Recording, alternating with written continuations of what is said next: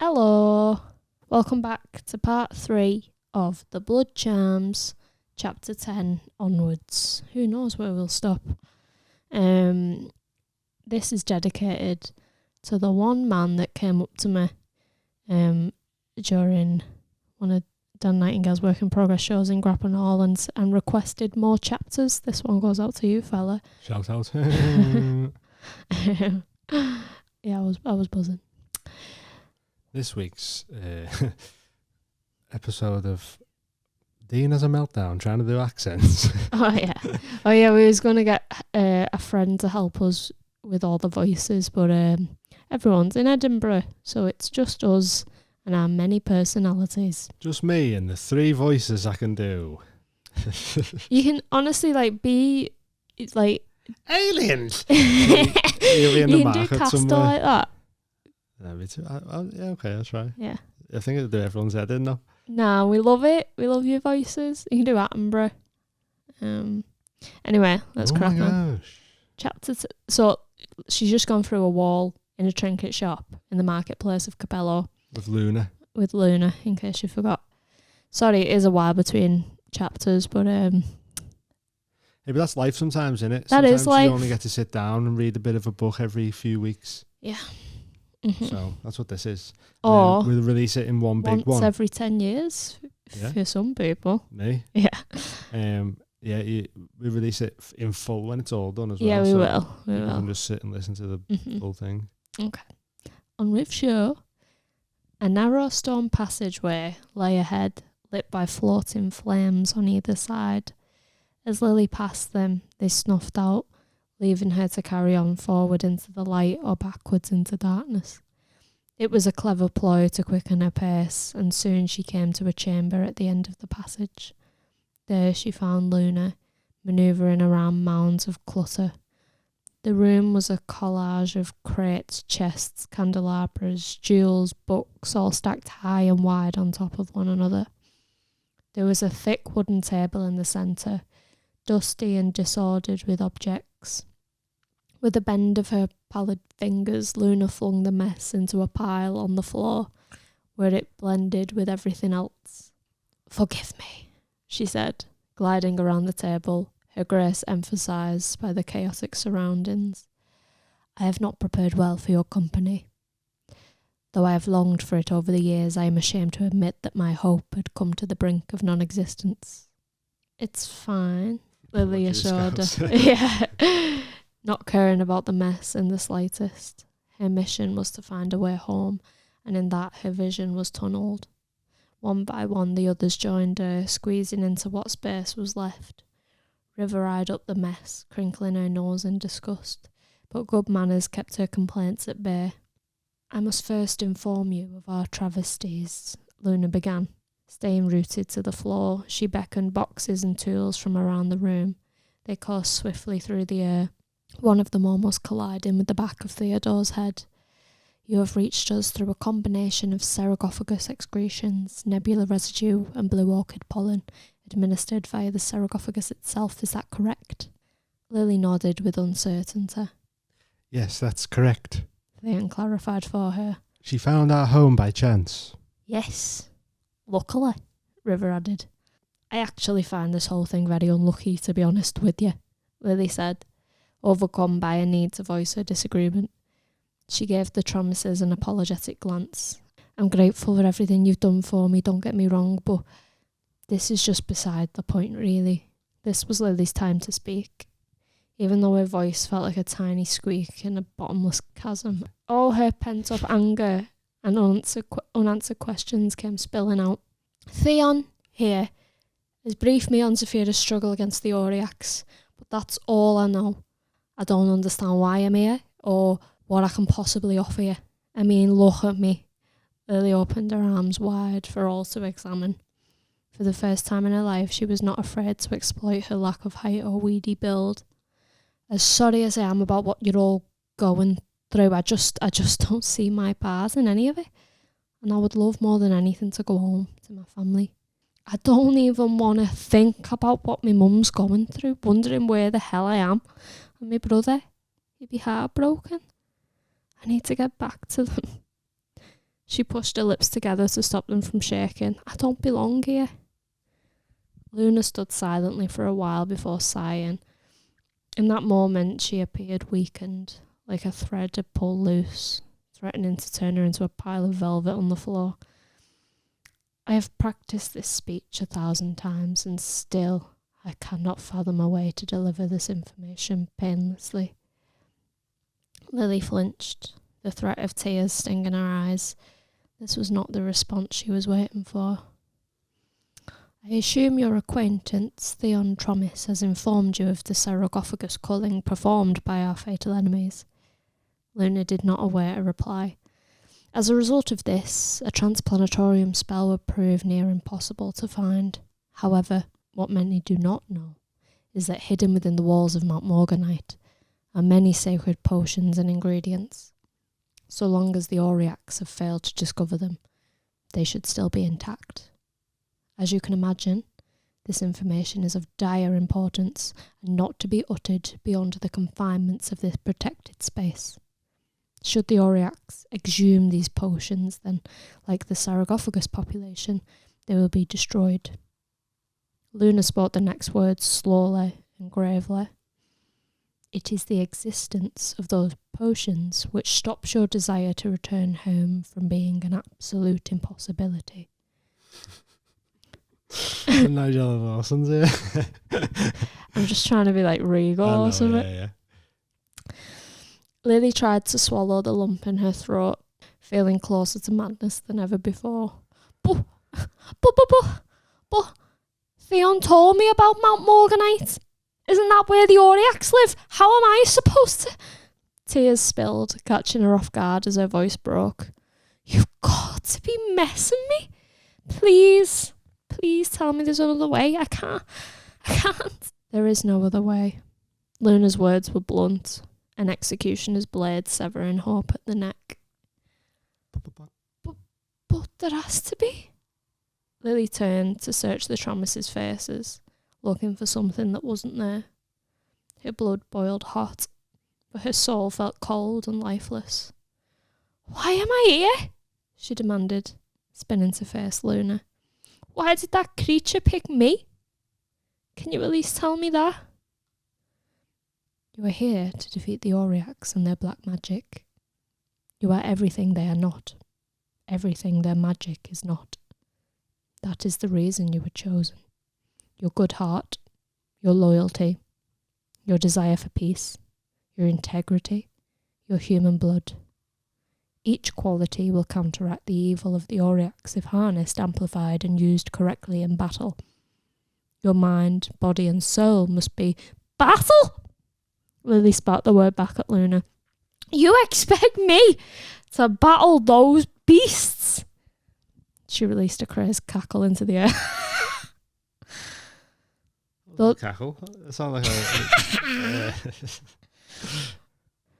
Though the suggestion had always been there, a bear trap hidden beneath the leaves, Lily never thought for a second that it would become her reality.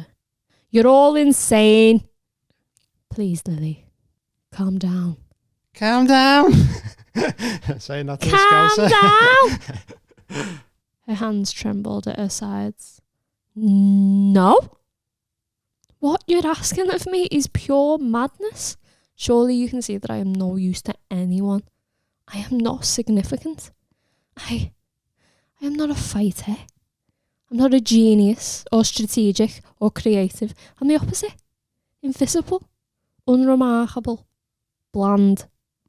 The human embodiment of water. I offer nothing here.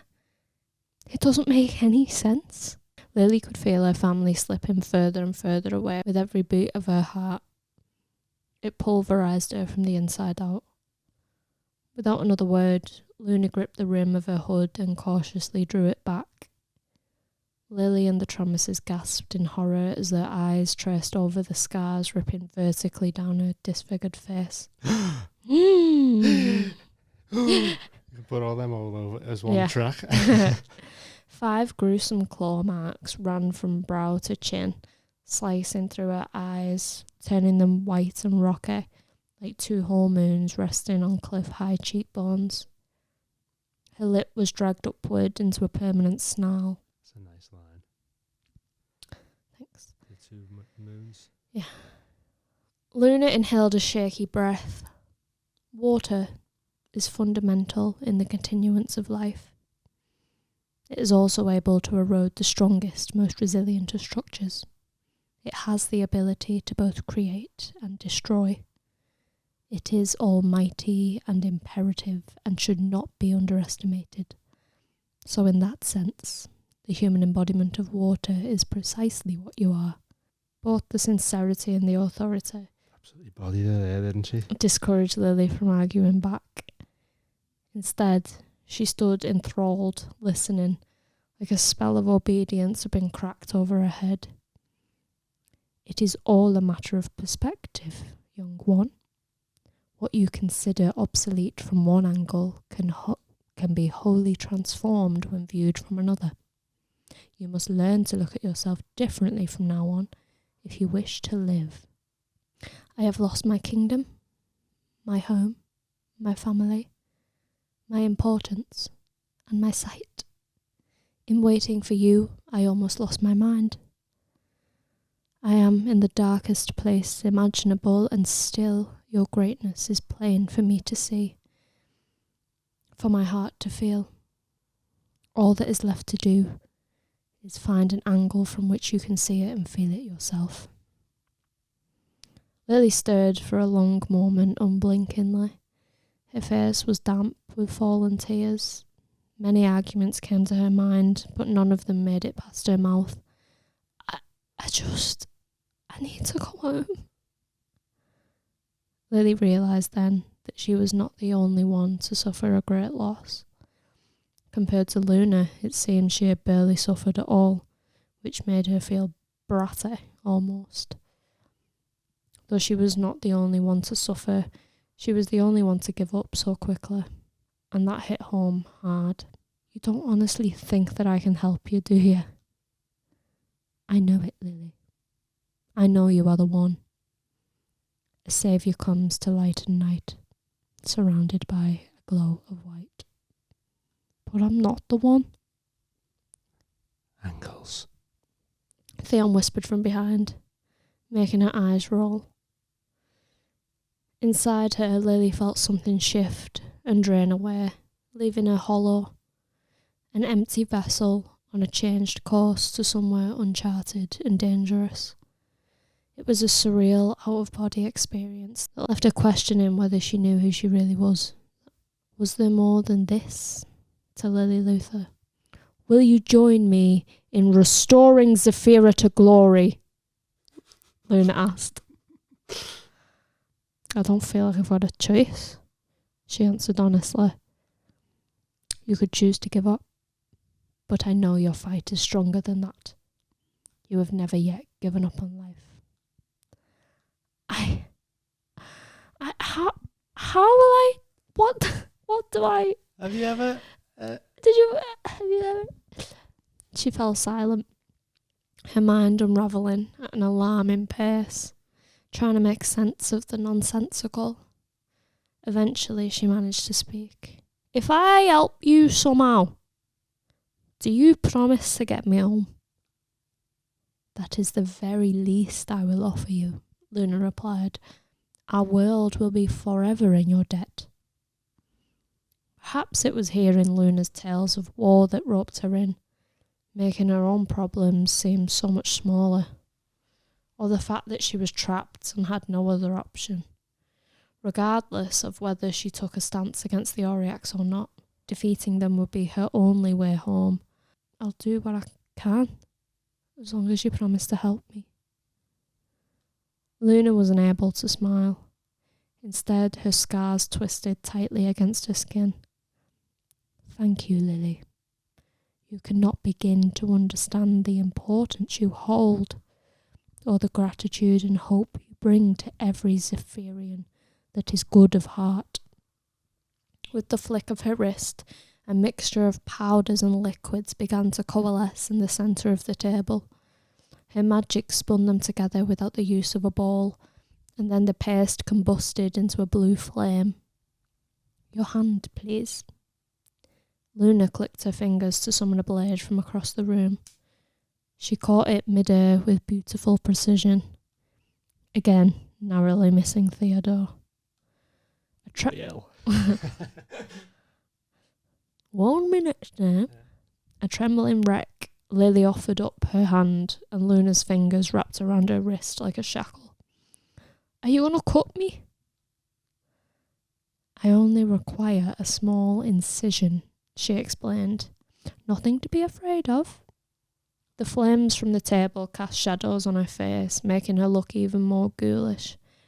Lily's heart pounded furiously.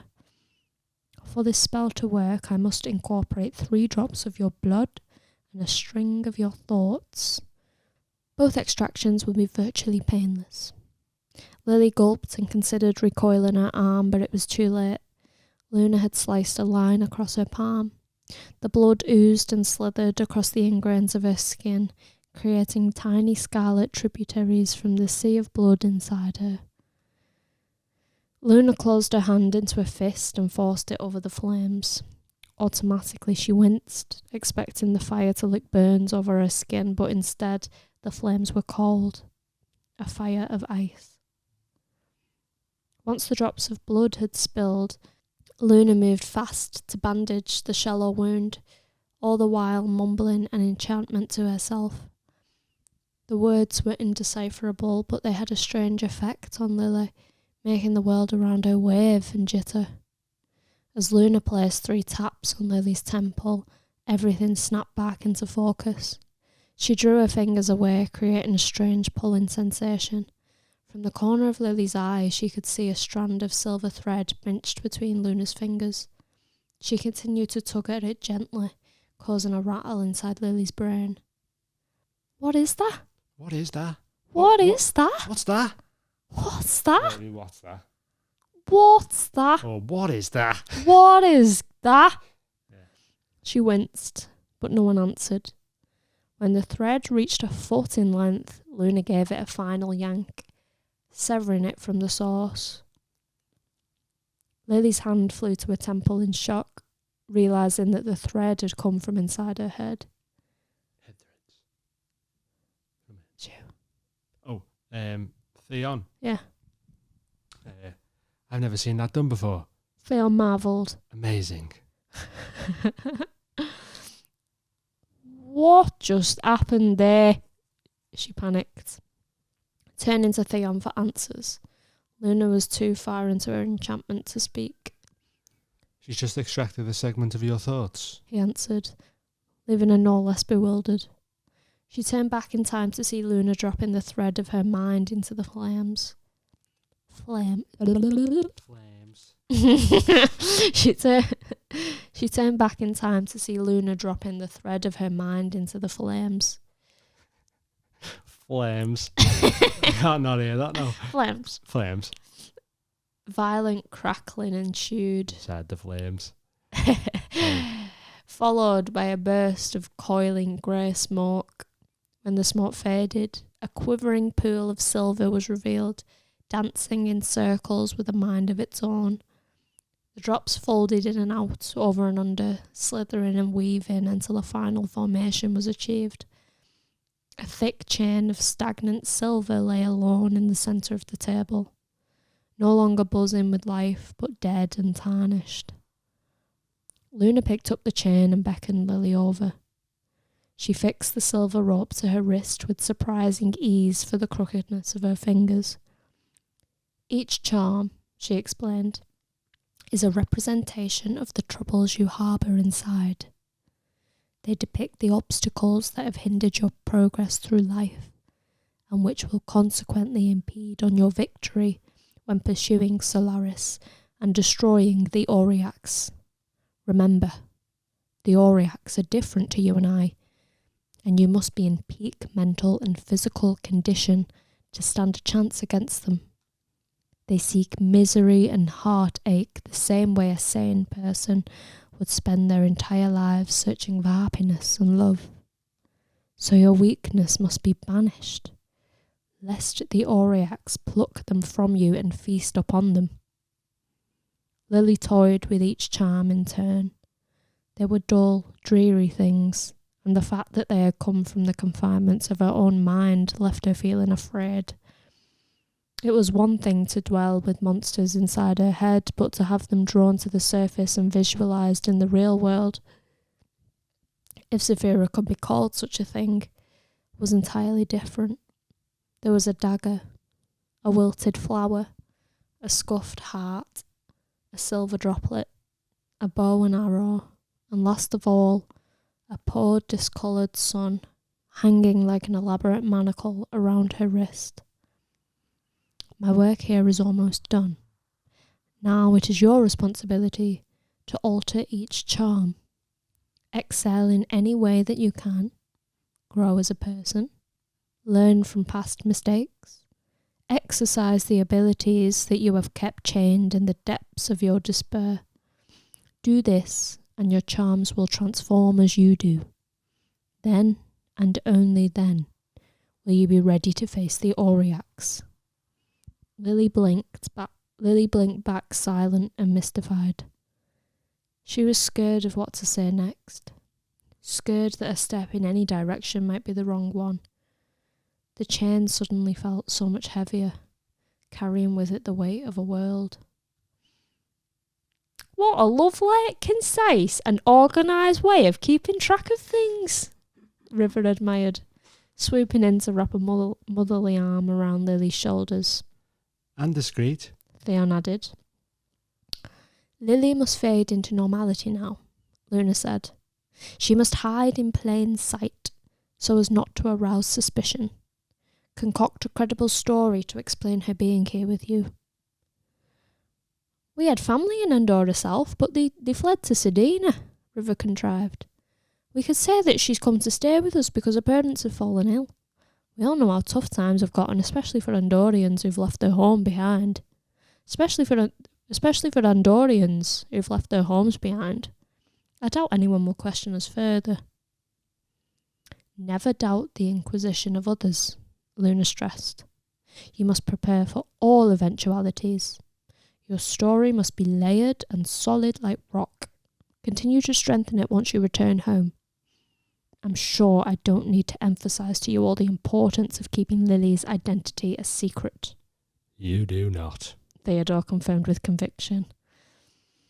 And if you can, Lily, please try to soften that accent. It's not very Zaphirian. You sound like an Edinburgh reviewer. Luna summoned a small bottle from across the room, one with a pump fixed to the lid. When pressed, a rosewater mist fell over Lily's head. This will mask your scent for now, she added, passing her the bottle. Though there isn't much left, I suggest the Thomases buy you another. Absolutely, River nodded. Not a problem, we'll get one on our way out of town. Luna bowed her head, pulling up her hood. Alcor will begin your training once he finds suitable grounds. Time is slipping away as we speak. We must get things underway. Venture home now, Thomases, and await my instruction. Lily turned to leave on command, feeling as though she had been shortchanged on answers. Her heart was still fast and hopeless in her chest. It's all right, dear, River soothed, reading her sullen expression as they neared the door. The Thomases are here for you. Theon made his way to Luna, looking jittery, suspicious even. Lily spied over her shoulder as they spoke, their mouths hidden, voices hushed. She guessed from his wide-eyed glance in her direction that she was probably the topic of conversation, but she didn't have the capacity to care. Lily closed her eyes, took a deep breath and exited down the passage, praying to herself that one step in front of the other would eventually lead her home. Chapter 11. As Lily approached the marketplace, it seemed less vibrant than before. What had just taken place in the tiny trinket shop proved more extreme than anything this little square could offer. A large chunk of herself still couldn't believe what was happening, and she didn't know what it was going to take to make her reality seem real. Lily couldn't understand why so much responsibility had been placed on the shoulders of someone so incapable. No one ever handed her a scalpel expecting her to perform surgery, because there were people who specialised in those fields, people who had studied endlessly, perfecting their skills for years. And then there was her, a nobody. Each face she passed was another life that needed saving, another weight for her to carry. We should go to the bank, Theon decided. Theodore made a feeble attempt at whispering. I don't know if that's the brightest of ideas, my boy. My boy? My boy? It's dangerous, River mouthed. Theon shook his head. It will be an educational experience, and we need tokens to buy a scent-masking potion. His mother eyed the crowd, one eyebrow plucked suspiciously. Just a small visit to the bank then, she said, her eyes and mouth shrinking to emphasise the smallness.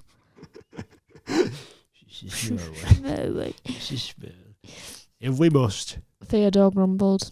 Your mother and I will wait by the doors outside to keep an eye on who's approaching. Theon nodded and turned, his arm stretched out stiffly to usher Lily along.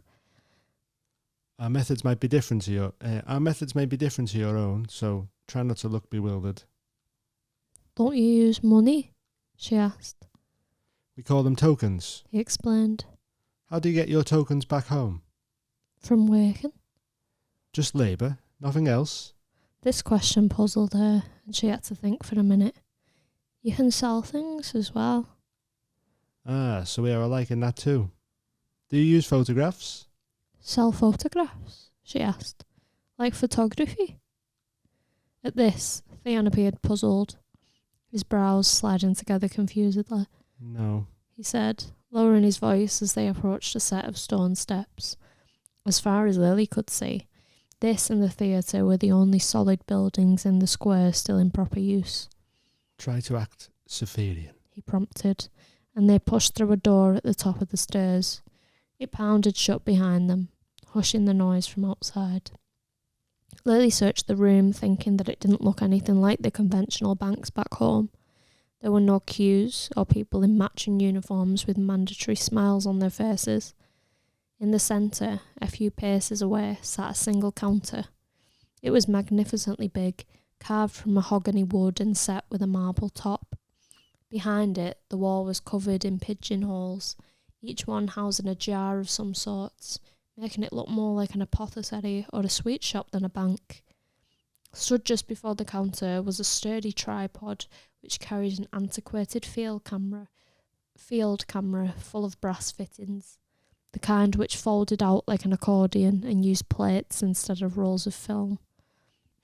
Hello there, friends. Welcome.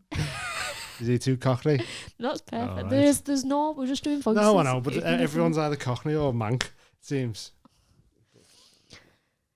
An old raspy voice sounded from the back of the room, making Lily jump. Theon fired her a warning glance for acting so skittish. She had failed to notice the slight and fragile man standing as ancient and as dormant as the rest of the furniture. He crept forwards to gain a better view, from the top of his balding head to the slither of his ankles, peeping out just below the crop of his breeches. The man was completely freckled with age spots. I've got to do a full conversation between me, yeah. Here we go. Good day, Hesper. Theon greeted. His eyes squinted like a shrew emerging from the soil. Well, if it isn't young Theon Thomas. How goes your mother and father these days? I haven't seen them for some time now. Just for audio listeners, Dean is trembling. Dean is method trembling. Method acting with his trembling. They're well, thank you, Hesper. I'll let them know to pay you a visit soon. Good, said the old man, turning his attention to Lily. Hello, she offered in her most queenly voice. I'm Lily, Theon's cousin. From my mother's side. She's come to stay with us for a while. Hesper took his time examining her, as though searching for an impossible family resemblance.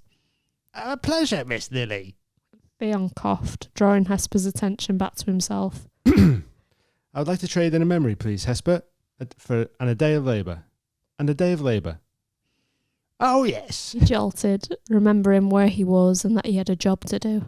Right away, Mr. Trubbis. Hesper shuffled back behind the counter, one unhurried step at a time, then crouched down to retrieve a number of things hidden beneath it. If you'd like to stand on the X, Mr. Trubbis, I realise I sound like Bruce Forsyth. I'll be with you in 2 ticks. Theon gave a snort, whispering, 2 ticks of a comet clock, maybe. "What? Oh, was that you? A what?" A comet clock. He repeated, the humour gone from his face.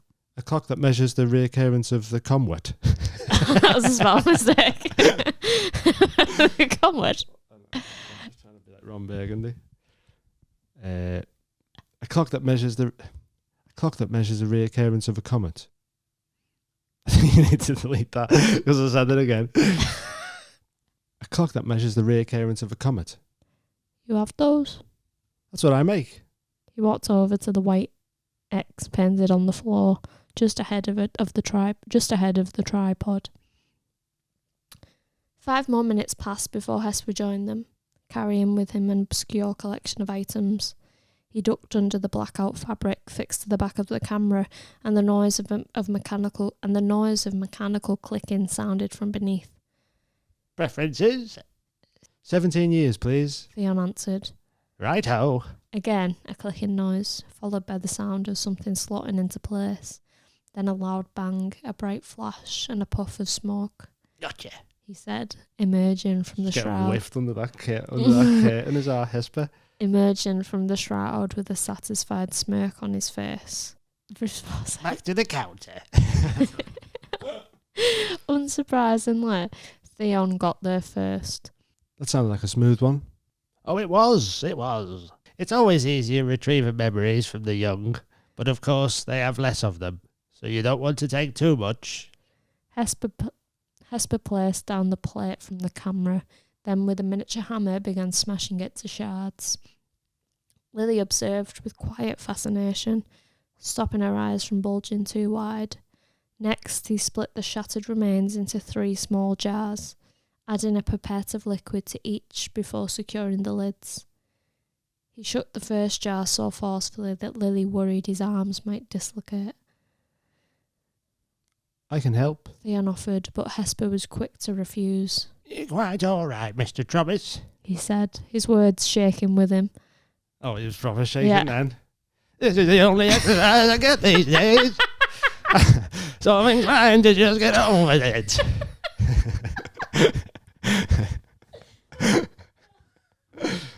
By some miracle, at the shake of the old man's wrists, the shards transformed into an iridescent liquid.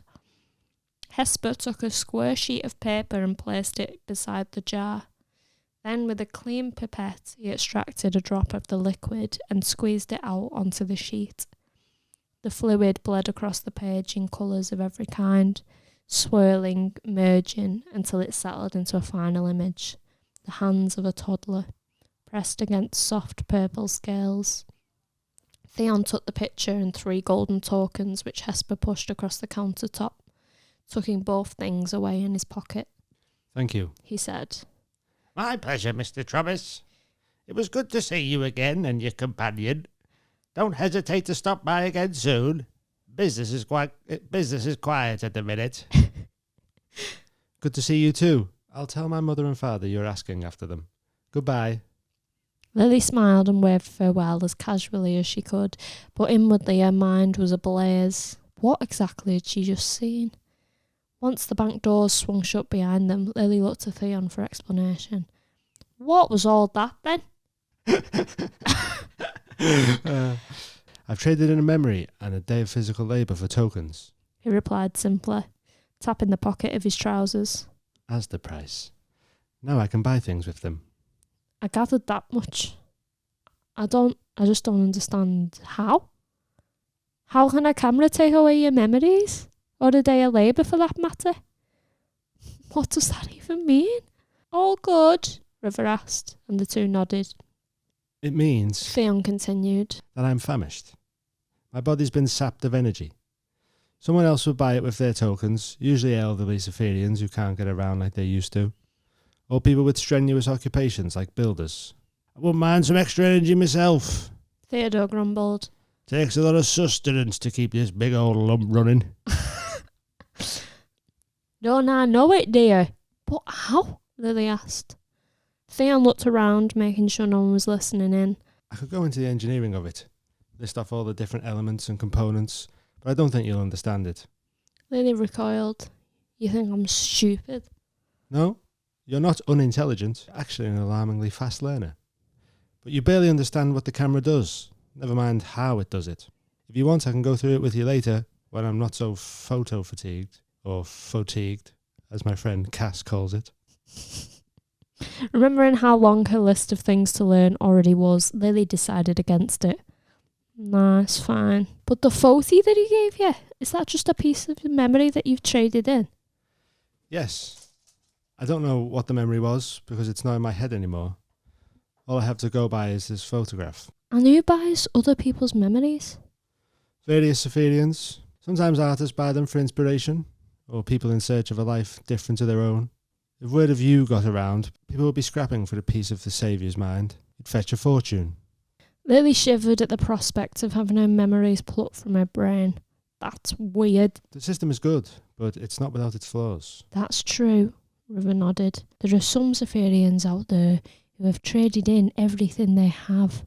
Everything which makes them them. Sometimes it's to fund dirty habits, but often, unfortunately, it's to make ends meet. You don't see many of them round. If they've brought shame to their families, they will more than likely be shunned. They walk around aimlessly in the wilderness, no longer knowing their own name in some instances. We call them nomads, or shadows. Awful, Lily murmured, like magical smackheads. Have you ever seen one? Theon nodded sadly. A friend of mine. Sometimes her father comes home and can't remember who she is. Yes, the poor dear. Didn't Theodore think I was a nomad? I remember him mentioning it vaguely. Theodore grumbled his apologies.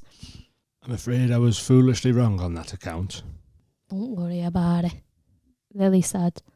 She had plenty of other things to be touchy about. Primarily being mistaken for a saviour. Theon led Lily to a stall, larger than the rest and better covered, like a tent with burlap walls. Theodore stood at the entrance, a boulder blocking out the sun. Inside, hundreds of glass bottles glittered in the shade, like a cave of rubies and emeralds, sapphires and amethysts. Each one was an intricate hand-blown masterpiece. Potions. Theon whispered. Check the labels for anything related to disguising odours. Lily squirmed, uncomfortable with how often her smell was being mentioned. This must be what it's like to come from St. Helens. Smells like ched. Can I help you? A lanky woman with pointed features came to hang over them, her physique strikingly similar to the poles pitching up the tent. Her beady eyes followed Lily as she edged around the table of twinkling glass. Yes, actually, I'm looking for a source of red dahlia pollen, he said, snatching the woman's attention. I've heard it's perfect for maintaining good dragon health. Red dahlia pollen? The woman exclaimed. Why, I haven't seen any of that around for some time now.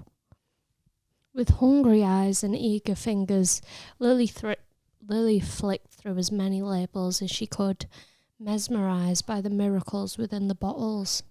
There were potions for improving eyesight, potions for hair growth, potions for remembering, potions for sleep, for speed. As she moved along the table, she noticed the prices steepened, and the bottles became more and more extravagant, twisted into intricate shapes with solid gem stoppers. Nearing the end of the stall, there were bottles hovering in the displays, just above mirrored discs. Be careful of those, the woman warned, checking Lily's whereabouts over her shoulder. If you remove the weight for longer than 5 seconds, an alarm will be triggered.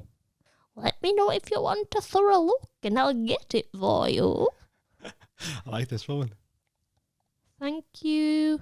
Lily smiled hollowly. Hollowly. Hollowly. Hollowly. Hollowly. We're all going on a jolly holiday. Holloway.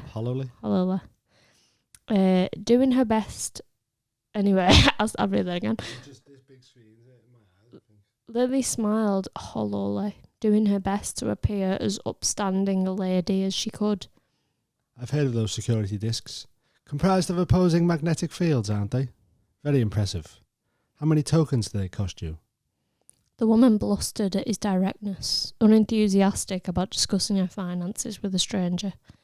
Lily returned her attention to the bottles, happy for the privacy. It pulled on every shred of her willpower to act as though a treasure chest full of potions was commonplace, to keep her eyes from widening too much. She felt as though the vials were luring her in with arms of their own.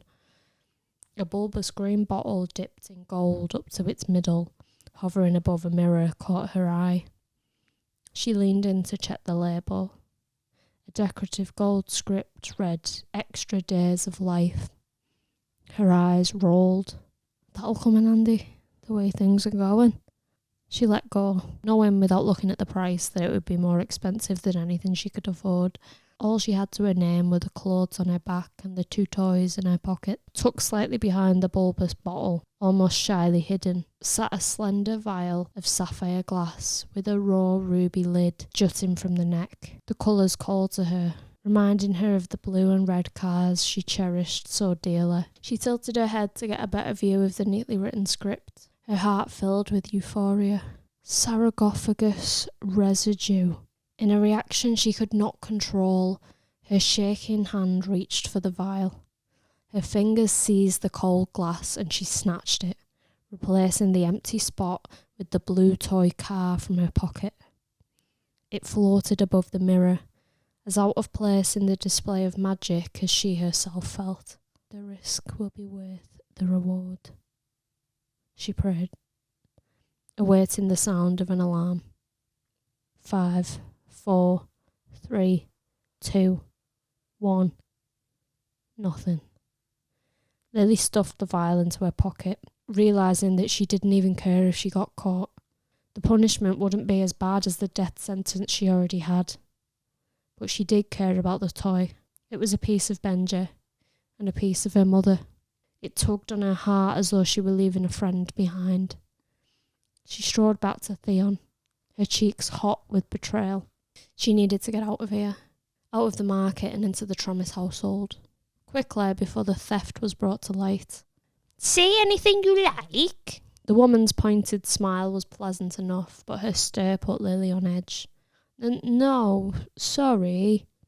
She's trying to not be scouse, innit? She blurted out, afraid of looking as guilty as she felt. "Lovely bottles, though." She doesn't get out much. Theon explained, shaking his head slightly. The woman cackled and Lily welcomed it, the embarrassment providing a perfect cover story for her awkward stance and heat-filled cheeks. "We should be going," Theon announced, tucking a brown paper bag into his pocket. "Got what we came for." He gave a nod. "Thank you for your insight on the dahlia pollen. I will continue to keep a lookout." "My pleasure. And do let me know if you manage to track down a source." "Of course." He waved and they exited. Theodore and River slotted into place at either side. Once far enough from the stall, Lily's hand slipped inside her pocket to check the vial was still there. Touching the sturdy glass sent electric sparks through her body. She may have been trapped, but now, at least, she felt it wasn't forever. She had to believe that. "Theon!" someone shouted, bolting everyone to the spot. No. He cursed, not handling the surprise well. "Don't say anything. I'll get rid of it." He pivoted, brows scrunched in annoyance. "Rhea?" A beautiful ivory-skinned girl with rippling waves of red hair and sharply cut emerald eyes stood facing him, her arms crossed tight at her chest. She waved before looking Lily up and down harshly, making her feel utterly inadequate. "Who's this?" "This is Lily, my cousin, on my mum's side." "That's right," River concurred. "Cousin? You never mentioned you had family coming to stay." Why would I? He snapped, a little too abruptly. Theodore swooped in. She's come to stay with us for a while. Her father has fallen ill travelling from Andorra. Oh, she's from the Andorian side, she said, giving a satisfied nod. That makes more sense. That's right, River said, relief tugging up her mouth at either end. Despite taking the bait, Rhea eyed Lily with distaste, reminding her of the looks Nicole Fate would give her back in school.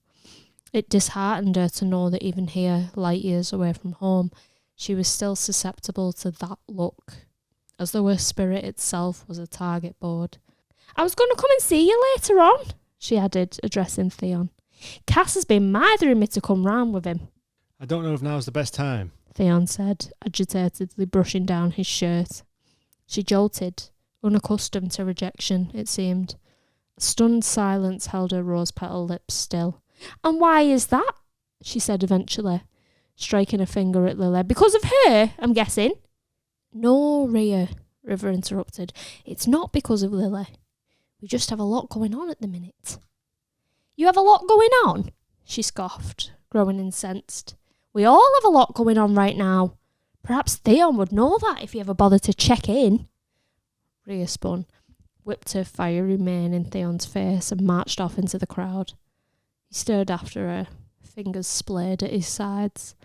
Sorry about that, dearie. She's usually quite nice. or bearable at least. Theodore said. Terrible at first impressions, though. Lily did her best to brush off the unpleasant introduction. I've got much bigger things to worry about, she reminded them. Yes. Theodore grumbled. Speaking of which, we had better be heading home. Rhea has drawn too many eyes our way. What's new? Theon scowled, turning towards the gates. Lily clasped the stolen treasure in her pocket and made her way out of the market, one step closer to home. Chapter 12. Oh, River moaned. Well, what's going on here? My geraniums are all wilted.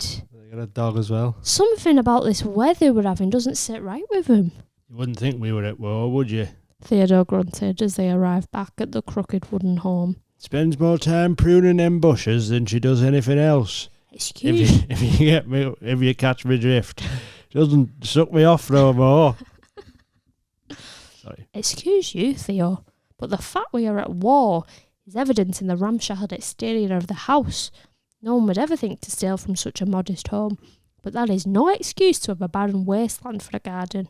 We're not brutes, Sorry, love. he said, doubling back quickly.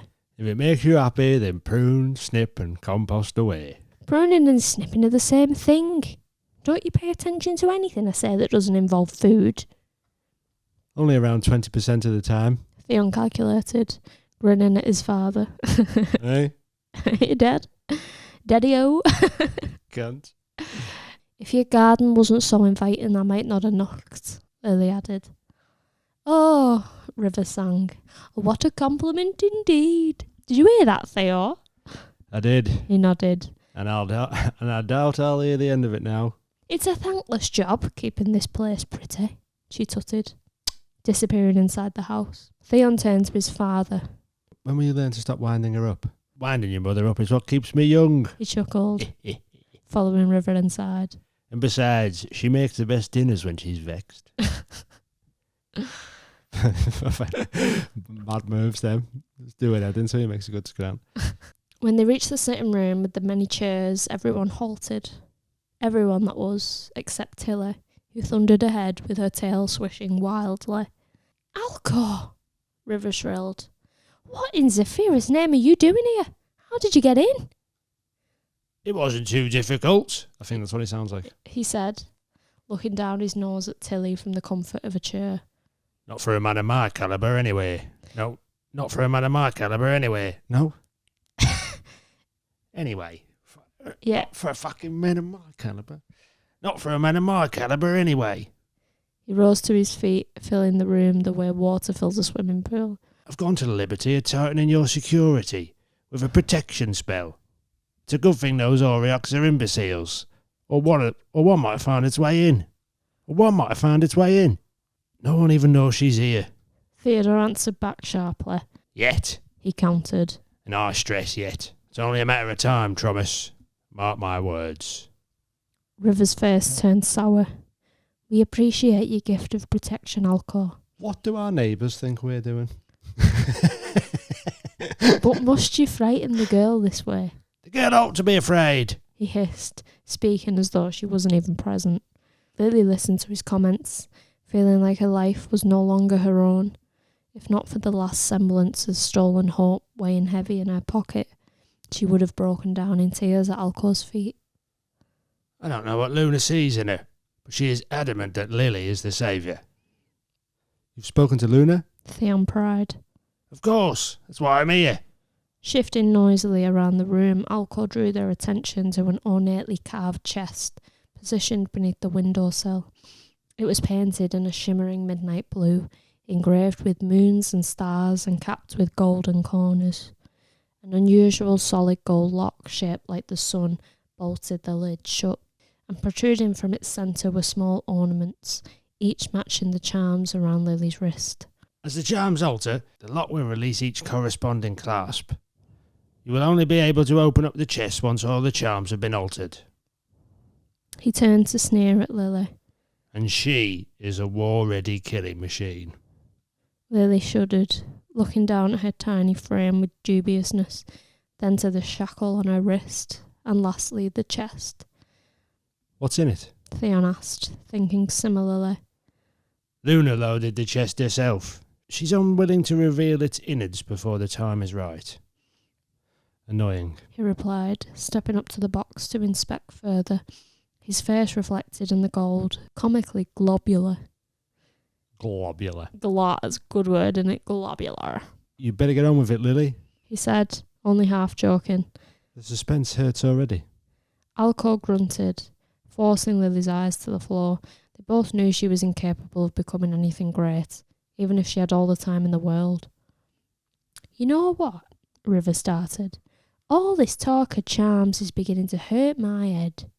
I mean, what are we supposed to do now? How do we begin the process? Training. Alcor said with purpose. Physical training for strength, stamina and precision. Mental training for problem solving and to harden the mind. Enchantment training.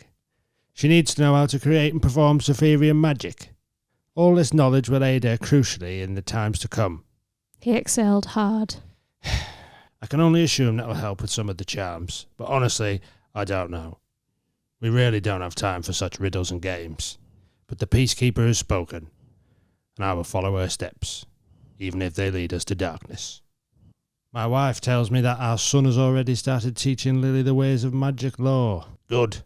It was a rare glimmer of support from Alcor which seemed foreign exiting his mouth. You may carry on with your teachings. I have gathered from our brief encounters that you're sharp enough. I myself will build a circuit for physical endurance and agility. I must locate somewhere for us to work, away from the reach of prying eyes. I know a place. Theon chimed. Hidden in a cliff face. Large enough to house a circuit of substantial size. It's huge. I go there with Tilly. She can fit in there tenfold, full size. And a location? Hello there.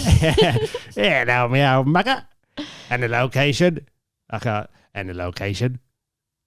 And a location? And the location? And a location? On the southwestern point of Capello. Exactly where the compass marks it. Along Pilpol's. Along Pilpol's Ridge. Alcor gave one sure nod. Sounds promising. I must go and gather a few things. Training will commence tomorrow. Make sure you feed her up well, River. She's going to need it. He hurled a glance at Lily on his way out. Be ready at 600 hours. The hostility in the air trailed after him like a cape. Lily sighed, relief flourishing in the distance between them. She struggled functioning around most people, kind people, so Alcor was another task entirely. Sometimes the threat of his temper stole the wind from her lungs. Well, if there's one thing I'm good at, River grinned, it's feeding people up. That'll be no extra burden on me. She manoeuvred around the room, fluffing up the sunken cushions. Oh, but I do worry about you, Lily. Alone, with that barbarian. It wouldn't hurt for him to be a bit more courteous. Don't you agree, Theo? She is the saviour after all. Surely she's due more respect than he pays her. I'll admit the man is a little crass. Crass? She cried. What an understatement that is. He's lived a different life to us common folk, River. Alcor has suffered brutality at its worst, and that changes the way one perceives the world. He's existed in an environment where respect is earned, and as unpleasant as that may be, it's probably the firm hand that Lily needs right now. She's readying herself for war, after all. Why has he gone cockney now? Oh. It's probably the firm hand Lily needs right now. And she is readying herself for war, after all. Lily squirmed in the background, feeling like an extra that had been forced into the spotlight. The pressure weighed like a barbell across her shoulders. I'm going to train with Lily tomorrow, Theon announced, stunning the room. Lily stared at him, jaw loose. What? Why? Why? Why not? I'd like to prepare too. It's logical. Are you sure, dear? I'm certain. He answered. Don't you go causing any injuries to yourself, Theon, his mother fussed. When you hurt yourself, you hurt me as well. Remember that. Don't you go hurting your poor old mother. Relax, love. The boy speaks sense. He'll come to no harm sparring in a cave. On your head be it, Theo, she said, marching towards the door. I'd better get preparing hearty meals for the both of you then. Have a minute, love. We've only just gotten back. No. There's too much to do. And cooking helps to settle my nerves. Try not to worry too much. Theodore comforted, rubbing his hands together. But a pie or two wouldn't go amiss if you're doing a spot of bacon. River left the room, mumbling her disapprovals. Shall we carry on studying? Blimey, you're just like your mother. His father said. The girl hasn't left her feet all day. Theon looked between the two of them confusedly. She doesn't have to stand. She can sit and read. That's not what I meant. Lily, He asked. would you like to read in the library? From a seated position, of course. She nodded, thinking there was nothing better to do, and then, remembering her stolen treasure, she said, I just need to nip to my room, then I'll ask the orb to find you. Very well. There's actually something I should attend to in my workshop. Then I'll meet you in the library straight afterwards. His eyes narrowed, almost slyly. Make sure you go directly to the library. Don't look for me in my workshop. Okay, she said, analysing his movements. Fidgeting, poor eye contact. Lily knew those behaviours well, because she was exhibiting them too. They were the traits of deceit, the calling cards of a liar. In her bedroom, Lily stuffed the stolen vial into her bedside table, reading over the torn enchantment to keep the spell fresh in her mind. She hid both things beneath her t-shirt from home that River had finally managed to wash. The faint stain of blood still trimmed the edge of the fabric where her father had left his mark. Lily never expected to look at the dirty smear and suffer a pang of longing, a longing for normality and a closeness to her family. She eased the drawer shut, making a silent promise to get back to them. Theon was sat on the floor of the library when she arrived, knees pulled up high to his chest, face stern. I found you a cushion, He said, to keep you comfortable. Thanks. She lowered down beside him. No cushion for you? He shook his head dismissively. What would you like to learn today? She deliberated, but instead, more tactfully, she nodded towards the pile of books left over from their last session. We can carry on from there. Lily hoped that somewhere inside those pages lay a clue that would lead her to the location of her second and third ingredient.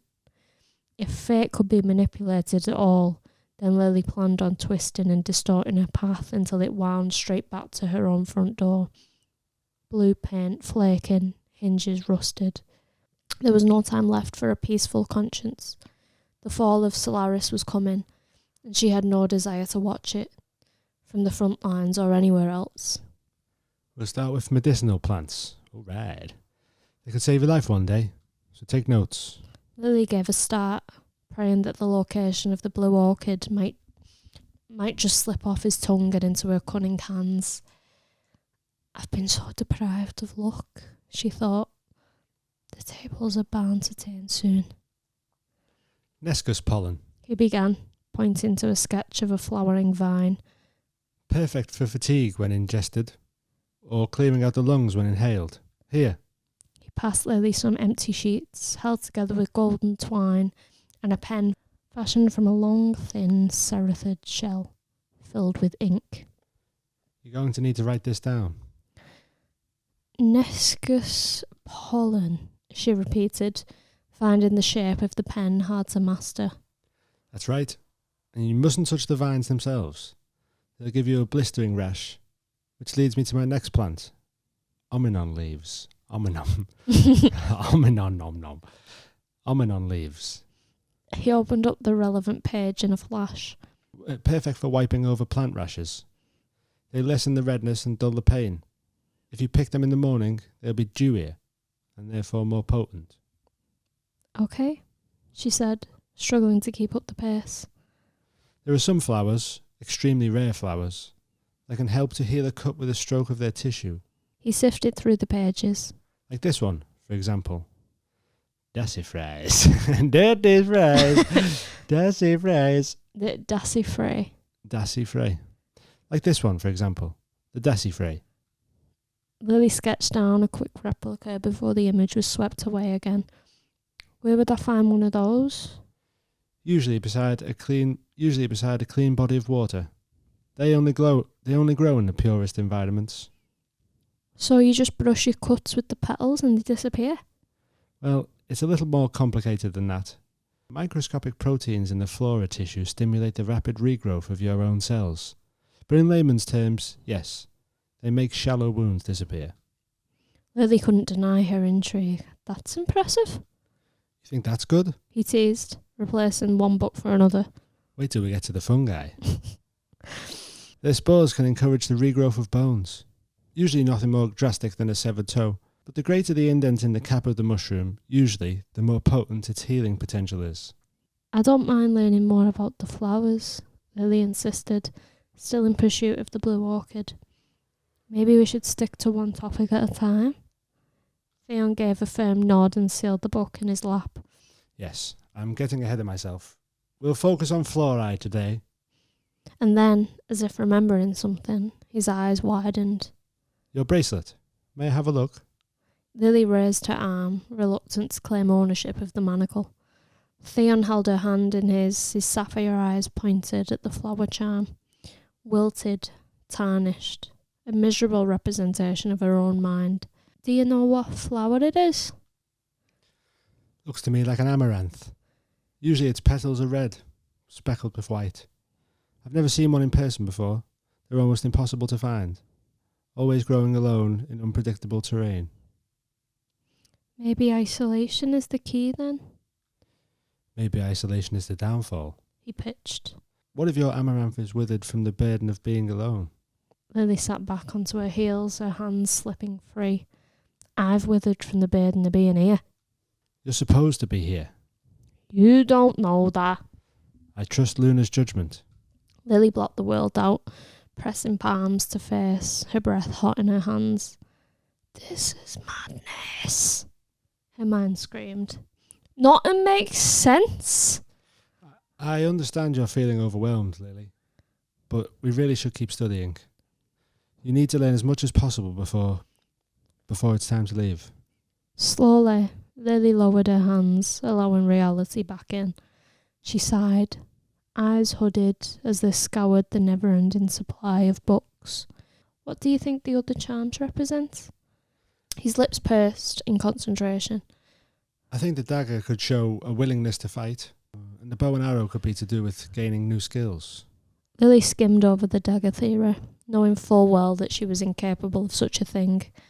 New skills? She replied. Could it really be as simple as learning archery? Theon huffed, clearly annoyed by the mystery.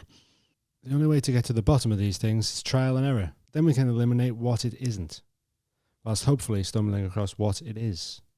I'll teach you archery myself, in the hollow. You can do that? Lily tried to mask the surprise, pulling at her features. Despite his height and broad shoulders, she had assumed Theon was more bookish than athletic. But now as her eyes traced the thick of his neck and forearms, she found evidence of much more. My father taught me when I was 5 years old. His bow was twice my size, so he carved me my own. We practiced every week, shooting fruit from the highest boughs of the tallest trees. Oh? She said, unsure of how to reply. I don't think I'll be much good at it, but learning how to use a weapon might come in handy. I think we could get you to an acceptable standard. You don't seem overly clumsy. You have good vision, and He added with a hint of a smile. I'm a very good teacher. A teacher who's getting distracted, she reminded him, tapping at her notes. His jaw clenched, quashing his grin. You're right. One thing at a time. He pulled open another book. 2 hours later, and still no mention of the blue orchid. Lily tried to pay attention as they progressed onto the healing potential of fungi, but her mind drifted to other things, to her mum and brother, to home and school, and a world with far smaller problems.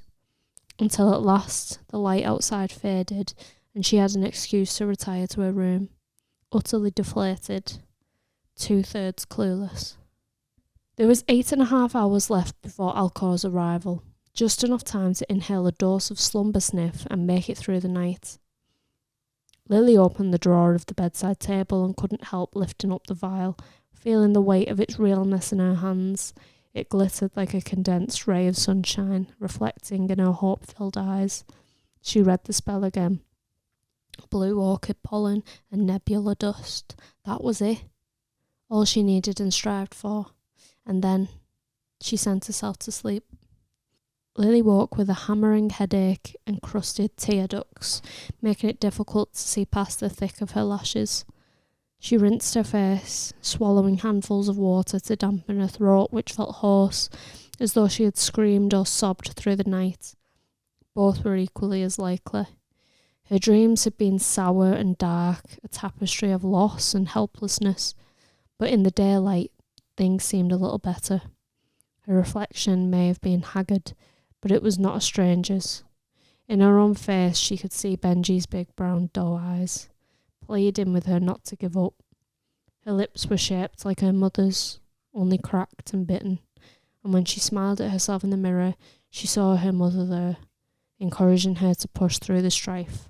Lily dressed herself in clothes from the top of the pile, her vision tunnelled, pointing towards the future, to a place where she had her mother in her arms and her brother clinging to her legs. Every move she made now would be a step in their direction, because that was the only way she could carry on playing this insufferable game without going insane. River eyed Lily distastefully at the door. "Dearie, those clothes simply won't do. I made these for you late last night when I was wide awake with worry." She held up a pair of tightly fitted trousers and a top. "I thought to myself, what attire would be best for training in, and then I came up with this. I made something similar years ago when I was designing costumes for the theatre. The Potion Hunter, I think it was called. Lots of action scenes." She gave the fabric a tug to emphasise the stretch. "It's very flexible and sturdy, and I've put extra support panels in for your lady parts." Lily gawked at the outfit wordlessly. She had never worn anything so revealing before.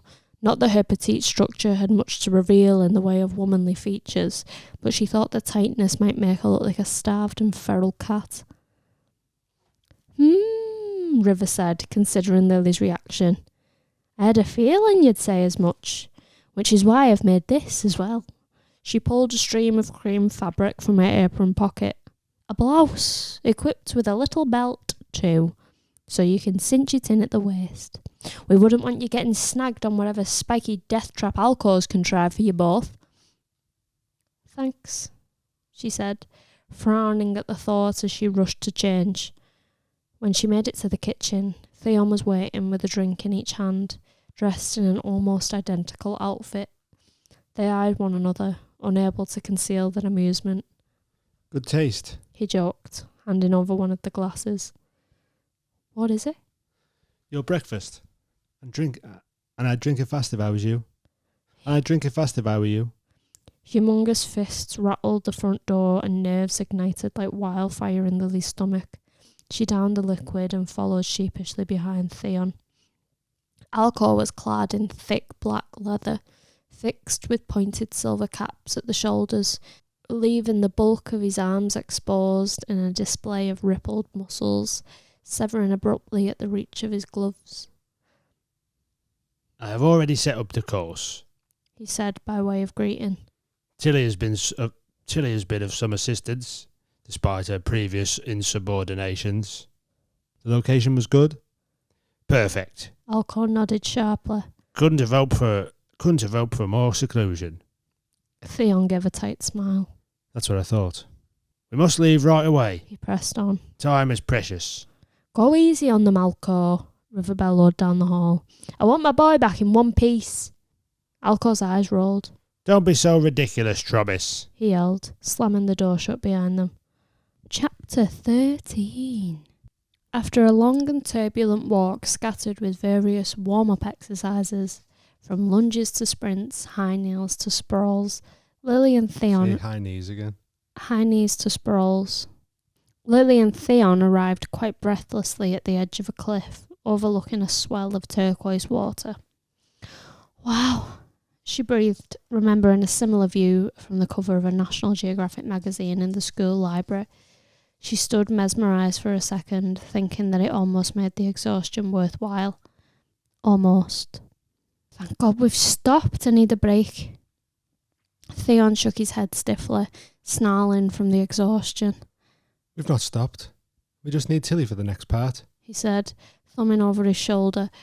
Alcor was scaling the length of Tilly's spine like a ladder. Hurry up, he bellowed, perching himself between two humongous shoulder blades. We haven't got all day. Her leathery wings shivered and spanned out to match her great length. Lily blanched at the sight. What was supposed to be a shriek of protest came out as a whimper. Are you joking? Is this some kind of joke? Theon studied her with confusion. It's fine. It's just Tilly. Just Tilly, she mocked, throwing her arms into the air. Oh yeah, that makes me feel loads better. He stepped closer to her, lowering his voice so that Alcor couldn't overhear. She's nothing to be afraid of. I promise. You think we would risk putting the saviour's life in jeopardy? It's not right. It's not normal. She won't hurt you. If anything, she'll go out of her way to protect you. What's the hold up? Alcor yelled, looking more threatening than ever to back such a mighty beast. Theon grabbed her hand, the blue of his eyes tranquil, diffusing. Riding dragons is commonplace here. Nothing to be worried about. But she's so clumsy, though. Only in her condensed state. At home, her senses are compressed, so it makes her slightly less in tune with her surroundings. But out here, in her natural environment, she has pinpoint accuracy. Trust me. Slowly, she allowed him to lead her to the base of Tilly's tail, and then, holding her breath, she clambered over the gleaming purple mountain, declaring herself and all of Zaphirian crazy as she went. The scales were slick and challenging, but the tough ridge of Tilly's backbone gave purchase like a climbing frame. Her giant heart and pumping lungs hummed underfoot, a constant reminder that she was scrambling up the spine of a creature who could bolt at any second. Lily slotted herself behind Alcor with Theon close to her back, the presence a wedge of security at such woozy heights. Hold fast. Alcor boomed, kicking his heels. Yeah. Tilly fired into motion, jerking the three of them backwards. Her thunderous steps whipped the ground, forcing Lily to cling to the thick of Alcor's waist and scream into the blades of his shoulders. Tilly catapulted from the edge of the cliff, wings outstretched, before swan diving towards the sea. Weightlessness swashed the contents of Lily's stomach. She snapped her eyes shut so tightly that not even a tear could escape. And then the pace lessened. The wind whistled more calmly through her ears, and she dared to open her eyes again. Tilly looped around, swooping into a large rocky hollow in the cliff face. Her claws scraped the ground, stopping their journey neatly in the centre of the cave. Lily unhooked herself from Alcor's middle, slinking ungracefully past Theon down to the sturdy floor. Theon and Alcor swiftly followed, allowing Tilly to shrink down to her compact size. Knowing the cavern well, she sauntered over to an old rag by the entrance. Lily could feel Theon's eyes on her, watching the colour creep back into her cheeks. Well done, he mouthed before Alcor commanded their attention. Is this alcohol Yeah. now? I've already spread the number of obstacles around the cave. They mark your arena. He showed the first of many metallic cylinders dotted around the hollow. With an activating tap, it elongated into the air, unfolding like a telescope, grinding as it grew. He activated the rest, and the arena thrummed with danger, quickening Lily's heart. What are they? Theon demanded, covering his ears. Veins of metal trickled from the columns, anchoring themselves into the stone. Branches lashed from the cylindrical cores, and the cave flooded with a horrid high-pitched ringing, like swords being unsheathed and slicing through the air. They moved at terrifying speeds, sometimes spinning 360 degrees around the centre before disappearing inward again. The sequence was impossible to predict. Run the perimeter. Alcor ordered, his voice barely audible. And don't get hit. He stood in the centre of the chaos, arms crossed sternly at his chest. This isn't a joke, she realised. I have to run. Theon wavered at the first hurdle. Do we have to begin so dramatically? To be a warrior, you must train like a warrior. Alcor barked, the groove deepening between his brows. This is the easiest circuit I have to offer. Complain once more, and I'll cover the ground with broken glass. Now run. His words were like a taser, zapping Lily forward onto the track. Before she could recoil, a branch from the nearest column thrashed out, clipping her left ear. She flinched to the right, wanting to address the throbbing pain that had exploded over the side of her head, but there was no time. Another branch whipped out, this time lower down. It pummeled around the centre beam, but she managed to jump, seconds before it swept her to the floor. In a panicked frenzy, she hurled herself onward, away from the first obstacle and towards the second. Keep pushing. Alcor yelled, thirsty for danger. Lily tackled the next barrier with quick footing and head movement. Theon landed at her side, sweating, his chin smeared with blood from a gash on his lip. Are you okay? She gasped, before a metallic arm thrashed out, catching them both off guard. It crashed against Theon's waist, creasing him over the branch and catapulting him into the centre of the arena by Alcor's feet. Lily ducked, avoiding the brunt of the blow, and pivoted to check on Theon, who was heaving himself from the ground. One quick beat and a branch collided with her shoulder, knocking her flat against the stone. There was no time to worry over Theon. She was scarcely standing herself. In a strategic stoop and roll, Lily evaded her next beating and found herself in a safe space between obstacles. Good. Alcor praised. But you've far to go yet. You can rest when you've completed one run of the circuit. Push! She was sweat-drenched, her blouse and hair clinging to her skin. The sight of the next obstacle and all the others lying in waiting made her knees feel like knots that were about to unravel. 12 left, each one a predator hungry for blood. And you, she heard Alcor snap from behind. back in the line at number 3. There'll be no skipping hurdles on my watch. Yes, sir. Theon fought, limping to his post. Yes, sir. Lily glanced over her shoulder, giving him a tight nod of encouragement, then moved on. Lily reached the clearing beyond the last cylinder.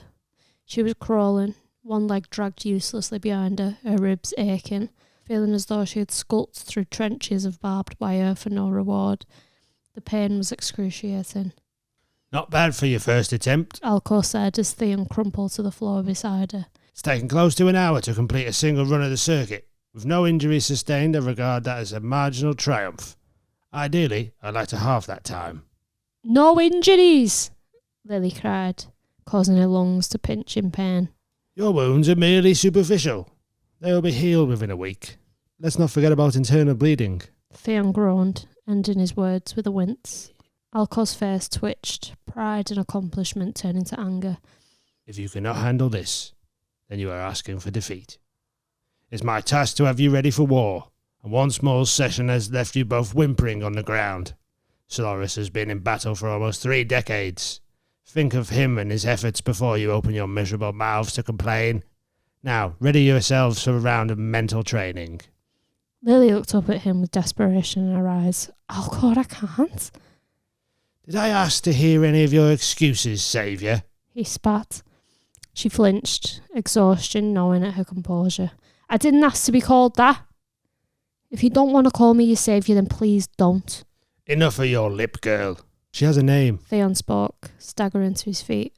Without Lily, we have no future. He stood over her, offering a blood-stained hand, and yanked her to her feet. You shouldn't speak to her like that. Alcor snorted, swatting the idea away. I think you've been spending too much time at home with your mother, boy. There's no kindness in war, only cruelty. He thrust all his attention onto Lily, making her squirm beneath the weight of his stare. You cannot possibly imagine the terrors awaiting you in Andorra. There are threats that gather over you even now, like storm clouds, and you are not ready or willing to face the wrath of their thunder. It's my task to ensure that you are prepared, and I will not rest until my mission is fulfilled. Alcor looked her up and down like a scrap of tainted meat, then dropped his eyes to the floor, sighing. Fleetingly he appeared old, tired instead of formidable. I only wish to strike fear in your heart, Lily, so you can master it. Overcome it. Then, when you face the Oriax, you will know exactly how to handle them, because of the battles won in this very hollow. I am full of fight, and so should you be, both of you. If we allow the Oriax to conquer Saphira, not only will I lose everything I have ever known and loved, but you will not live to see the light of another day. If you are so adamant to give up now, when life is as easy as it will ever be again, then just run from this cavern into the sea. End it now. Do not stand there and flaunt hope in my face if you have nothing more to give. In the silence that followed, bitterness consumed Lily whole. Her hands shook at her sides, her voice strained. I have already lost everything, Alcor. The low point that you fear so much, I am already there. And you still talk to me as though I do not know what suffering is. Unwilling to give him the satisfaction of her tears, she marched to the entrance of the cave, toes curling over the lip. Stones tumble into the sea below, her tears chasing after them in a determined race to the water. They landed without a noise, a tiny, insignificant drop, drowned out by the vastness of the ocean. This was all a big mistake, she whispered. Lily had always wished to live elsewhere, among the stars, but not like this, not without her family. To be eaten by life or swallowed by death, that is my ultimatum. Lily? Theon's voice was close behind. Tilly began howling from the ledge to her right. You should step back. You're frightening Tilly. And me. Why is everything so goddamn difficult? I don't know. He answered truthfully. It's difficult and unfair. But if you give up, that's the end of it. Life as you know it, gone. Is that such a bad thing? I'm not really enjoying my life right now anyway. She could see him from the corner of her eye, staring at her, coaxing her to turn around. You won't give up. Giving up means never seeing your family again. I know that's all you want. I've heard you at night. Lily edged around, startled. You've heard what? Their names. You call out their names in your sleep. And you cry. And scream sometimes. Oh. But that's okay. It's good to have something, someone, pushing you on. Your family are your muse. Theon paused, then whistled, beckoning Tilly over. He lifted her into his arms. What are you doing? She demanded as he thrust Tilly's face into her own face. She gave a sticky, wet lick on the side of Lily's mouth. Dragon saliva releases endorphins. He explained simply. You look like you could do with some. Alcor cleared his throat. Behind them, he had attached 2 leather straps to the arms of one of the cylinders. It stood like a crucifix, ready to torment its next victim. In his hand was a green glass bottle. He popped a black gem from the neck and smoke danced free. Are you ready for the next part of your training? The Tramis household rolled out ahead like a mirage in the Gobi Desert. The arched trellises of roses, a gateway to paradise. I feel disgusting. Theon whispered, not wanting Alcor to overhear his complaints. Lily had no way of describing what she was feeling. Weakened, tortured, traumatised.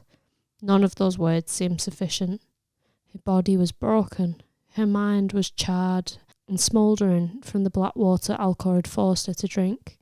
She reached out for the doorknob, forgetting that her wrists had sprained, trying to rip free of the crucifix. Before Theon could help, the door yanked open. Rhea, He shrieked. what are you doing here? Her sharp green glare looked over Lily with mild revulsion, before moving to Theon and lastly Alcor. Lily assumed any sane person would shrink with fright after eyeing up such a mountain of a man, but Rhea, it seemed, was not of the same variety. She stood up taller, as though to gain authority, quirking an eyebrow in demand of an explanation. "What do we have here, then?" I asked first. Theon bit. "Yes, but I'm not the one looking so suspicious," she jabbed. "Who's the giant?" Lily felt the web of lies pull tight around her throat, making it impossible to reply. Luckily, Alcor was ready with an answer. You're already acquainted with Miss Lily, I presume? "Yes," she said, looking between the both of them, trying to figure out what two complete opposites might want from one another's company. She watched Tilly slink between Rhea's legs, disappearing inside, envious that she couldn't do the same. Lily's father is a dear friend of mine, and has summoned me as a guardian to his little girl. She's staying here with the Tromases. Theodore Tromas is also a close friend of mine, as he must be with you. Why else would you be plugging up the entryway to his home? Rhea twitched, unable to swallow the story with ease. "Why are you all so sweaty?" What in the world is wrong with you? Theon barked, exhaustion leaving him agitated. Move aside. I'd like to walk into my own home without completing a questionnaire. Rhea stood firm, lifting her arms like a barricade, grinning smugly. "Password?" What an insufferable girl you are. Alcor growled, and for the first time, Lily was grateful for his lack of manners. Hello, chums. A second face appeared at the door, forcing Rhea to move as he squeezed himself into view. She made a noise of disgust. "Watch where you're walking, Cass. How many times?" Sorry. he said, looking comically awkward. What are you doing stood in the doorway anyway? My point exactly. Theon snapped. The boy grinned giddily at the trio, looking half crazed with a mass of tangled black hair and a streak of dirt lining the left side of his face. Why are you all so sweaty and black-eyed? In a display of boredom, Alcor let a yawn slip. Combat training. He announced half-heartedly. In light of the inevitable war, Lily's father has asked that I prepare her as best as I can. Theon joined us by choice. Lily watched the shudder pass through Theon's body, realising with a sting that he could have stayed at home today. He could have bypassed the Blackwater. Fool, she thought. Same time tomorrow, Miss Lily. He asked, as though it wasn't mandatory, as though he wouldn't rip her from her bed sheets if she failed to show up on time. Same time, she agreed. Satisfied, Alcor turned and walked away. Castor gawked after him. He's big, isn't he? He's big, isn't he? Before Aliens. He's big, isn't he? Before anyone could answer, he yanked his hand free from his pocket for Lily to shake. I'm Castor, by the way. Lily placed her hand in his. "I'm Lily," she said. "But please don't shake my wrist," said in a bad way. Oh. He said, clamping instead. His hands were as damp as her own. Well, it's nice to meet you. Shall we go inside? Please, said Lily and Theon in unison. They poured into the dining room from the corridor. "Oh, good, you're back," River sang. "I've just brewed a fresh batch of tea. What wonderful timing." You've been making a fresh batch every half an hour, love. It's impossible to come at the wrong time. "We've had company, dear. A good hostess never leaves the teacups dry," I know we've had company, love. he said, trying to keep his tone pleasant. Castor's been telling me about his favourite type of kindling for the best part of an hour. Theon stood with his shoulders drooped, eyes dark with exhaustion. Why are you even here? I told you now wasn't a good time. Theon, his mother scolded. Have you left your manners at the door? I'll lock you outside until you find him again. Sorry. He grumbled, rubbing his eyes. I told her not to come. How lucky am I to have you as a friend? That's to really commit. I love it. How lucky am I to have you as a friend? Rhea jabbed, watching him closely. It was actually Castor's idea for me to come, I've been doing me rounds. he said, waving some rolled up papers in the air. That reminds me. Here's yours. He retrieved a dog-eared copy of the Capello Gazette from his satchel by the table and handed it to River. Dearie me, Cass, what a state. Castor looked sheepishly at his shoes. Sheepishly at his shoes. Sheepishly at his shoes and seashore. Castor looked sheepishly at his shoes, which, like his face, were caked in mud. I had a little crash on the way over. Fell out my cart and landed on my papers. It was spectacular, Rhea concluded. And it's almost out of date too. River lay the paper flat, flicking to the third page. Oh dear, I've already missed the bi-weekly herb market. My produce will be wilted by the time it comes round again. What are we going to do now, Theo? Find ourselves a new paper boy. He grunted, turning towards his son. Can't you make him his own clock? Get him to places on time. I could, but I'm a little preoccupied at present. I could, but I'm a little preoccupied. Oh my God. But I'm a little preoccupied at present. Oh, Rhea smirked. With what exactly? With none of your business. He cracked. She recoiled, hurt, despite her greatest efforts not to be. Listen to this, Theo, River continued, her fingers tracing over an advert in the paper. Due to rationings being imposed on Capello, we regretfully inform you that on the evening of Wednesday 17th, following our final performance of The Cloud Dancer, Grand Harmonium Theatre will shut its doors indefinitely. An enormous thank you goes out to all those who have helped to develop and maintain this place of wonder, magic and togetherness over the years. And of course, to the fans who, without your love, support and generosity, we would never have made it this far. Please join us by 7 p.m. for our grand finale and give our theatre the farewell it deserves. River stared blankly at the page, her bottom lip trembling. Oh no. You love the theatre as well, don't you, River? Spitting everywhere. Castor added, pressing salt in the wound. Theodore narrowed his eyes at Castor, sidestepping around the table to reach his wife. Now, love. Try not to get too upset. It's the last one, Theo, and it's tonight. Then we'll go. But how can we? She gestured around the room, then sighed into her hands. The children. The money. River, my love. It's the grand finale. Of course we can muster up a few extra tokens for that. You spent your youth in that place. It's only right that you should say goodbye properly. Theon and Lily can stay here. They'll have Tilly with them. They'll be just fine. She sat silently, contemplating. Are you sure? She asked, eyes shimmering with restrained tears. He gave a meaningful nod. Positive. Now, go get your coat. We'll have to leave soon if we're going on foot. Oh, she cried, wafting the water from her eyes as she ran from the room. Thanks, Zaphirian, I married such a brilliant man. You're adorable, Theo. Shame about your son, though. Why can't you be more like your father, eh? Theon's jaw clenched, his nostrils flaring. What is your problem, Rhea? Are you jealous that I'm spending time with someone other than you? What is it? What?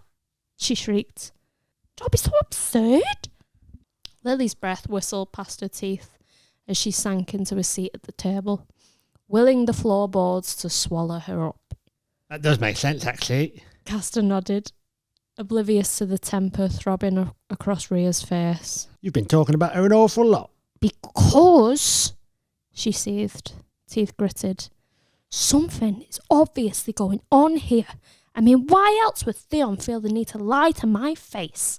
I'm not lying. He burst. We've known each other since we were 4 years old, Theon. I can tell when you're lying. Your nose twitches and your hands do that thing. Don't you think I've got enough of that at home? I don't need it from you as well. What exactly do you think I'm lying about, Rhea? I don't know, but I will find out. I always do. Okay, well, good luck with that, because there's nothing to find.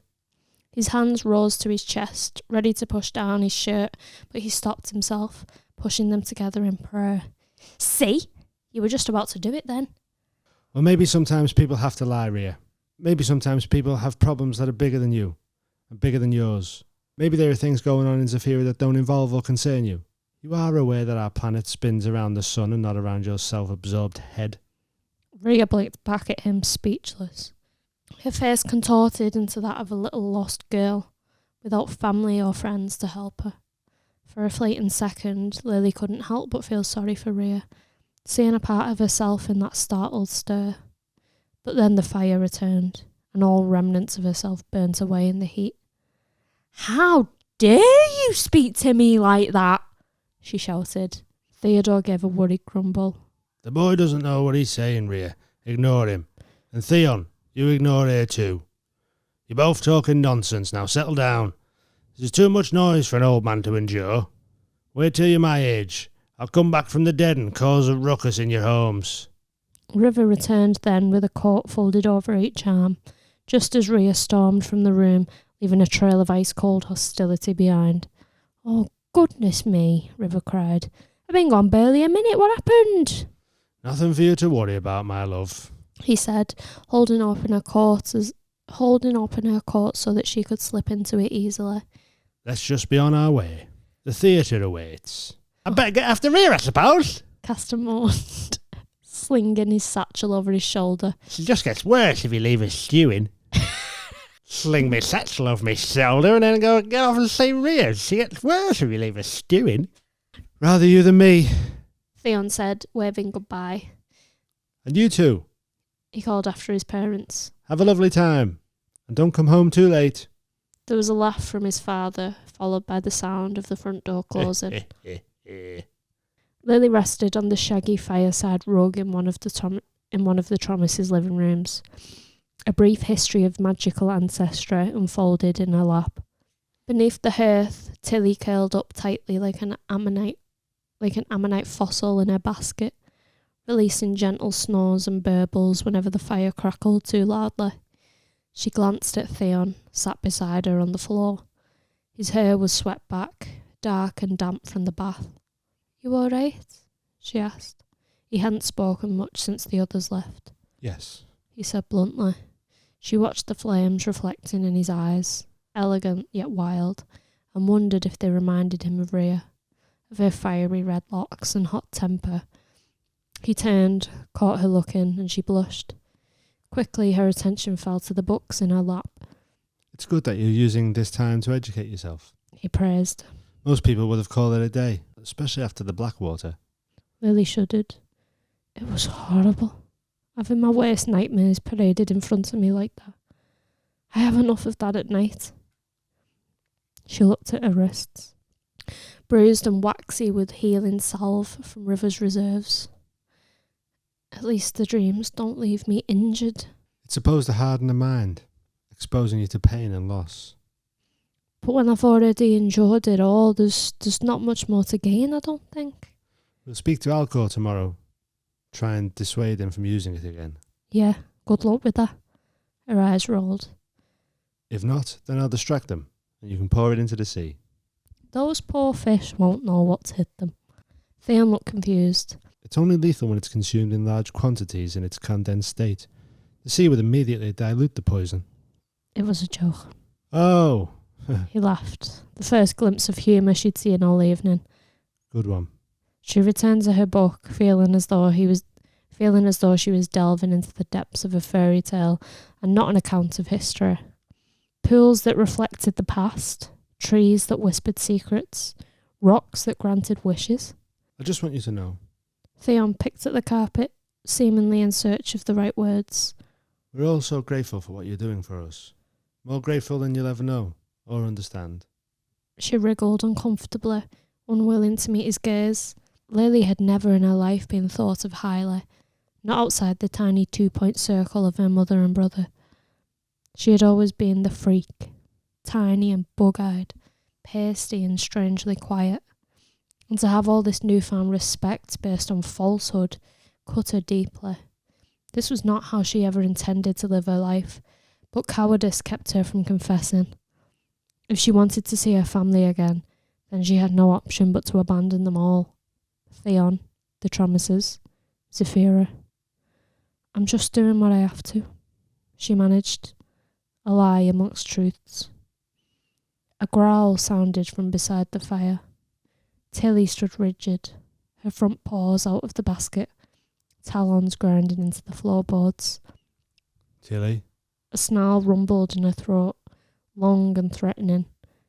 The scales of her backbone spiked as she trembled, eyes fixed on the blackness beyond the window. What's she doing? Theon lunged to his feet. Something's wrong. I think there's someone here. Tilly began to swell, her wings flapping wildly as she bulleted towards the window. Theon flung open the glass, seconds before it would have shattered. He gaped after her, chest heaving as she disappeared into the night. They were alone. Alone without weapons.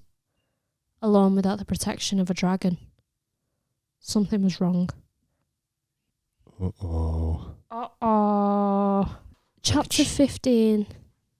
My favourite chapter. We are switching from sort of Lily's point of view now to River's.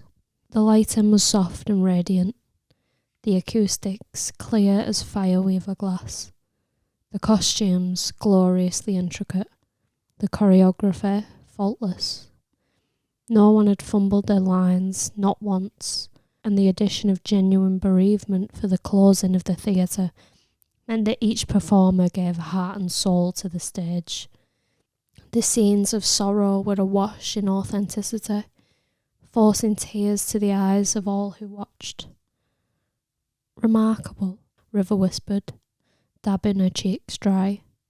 She peered up at Theo, catching his bottom lip trembling subtly. My gentle giant, she smiled, content, not caring in the slightest that, as always, they had been appointed to the very back row of the audience due to her husband's preposterously large size. She could have sat by herself closer to the front, but the seats along the back wall had become a place of tradition for them, filled with romantic memories of their first date, and second and third. It was where they sat for River's birthday each year, and most importantly, it was where River had first laid eyes on her gentle giant decades ago when she was creating costumes and jewellery for the performers. How could she not fall in love with him? He was what she described as handsome multiplied to gargantuan proportions. Gazing up at him now, her heart fluttered just the same. Though his skin had loosened and the many winters had left him grumpier than before, he would always be hers, and she would always be his. Fate had sent him in search of a lavender pearl inlay for a carriage clock, and River had been the source. It was luck, love, and perfection, all in one fell swoop. I'm going to miss this place, he whispered, still loud enough to turn heads from the row in front. River smothered a giggle with her handkerchief and leaned into her husband. Me too, dear. The cloud dancer leapt centre stage, exuding sparks of lightning and puffs of charcoal smoke as she pirouetted into a blur of elegance. The crowd applauded the dancer's freedom. At last she was safe from harm, from oppression. At last she could spiral up into the sky and live in peace with her own kind. And then she stopped, blunt, toes hovering above the platform. The audience gasped. Deep, haunting music crept from the orchestra. The dancer clutched at the arrow protruding from her chest, eyes rolling at the sight of blood. She opened her mouth to scream, a clamour of cymbals sounding as she dropped from mid-air, but her screams were drowned out by another. Louder. Gut-wrenching. River looked to her husband. his face a replica of her own confusion. On stage, the actor shot upright, broken from character, and all around the theatre heads began turning. This wasn't part of the act, she breathed cautiously. Worried voices broke the silence. What was that? Where did they come from? Someone must be hurt. Theodore eased upright, his fingertips searching for his wife's hand. Sounded like it came from outside, he said, turning his head tentatively towards the doors. They were sat closest to the exit, and River had heard the noise clearly. It was the epitome of terror, and it quickened her pulse to an unhealthy pace. The doors to the theatre burst inward, glass shattering over the crowd like confetti. A man lay twitching in the aisle. The skin pulled clean from his back. He burbled, blood sputtering across the indigo carpet, then his eyes rolled back white. Gone. Someone had thrown him through the doors. And then a roar came. Throaty, animalistic. The roars erupted into chaos. Men and women scrambling over one another in desperate pursuit of safety. Get behind me, Theodore ordered, blocking the corpse from River's line of sight. Theo! She whimpered, scared stiff. Her vision turned milky, stars dancing around the outskirts. It's okay. Just stay right behind me. We'll be all right. Thomas promise. Thomas promise, she said, tugging together all the composure she could muster. Be resourceful, she told herself. Find your strength. Won't let go of your hand. We're going to run for the exit, okay? Silence. Okay? He pressed. Okay, she managed. The masses emptied towards the entrance, crushing the corpse into the carpet. Theodore followed the current, holding River's hand in a vice-like grip.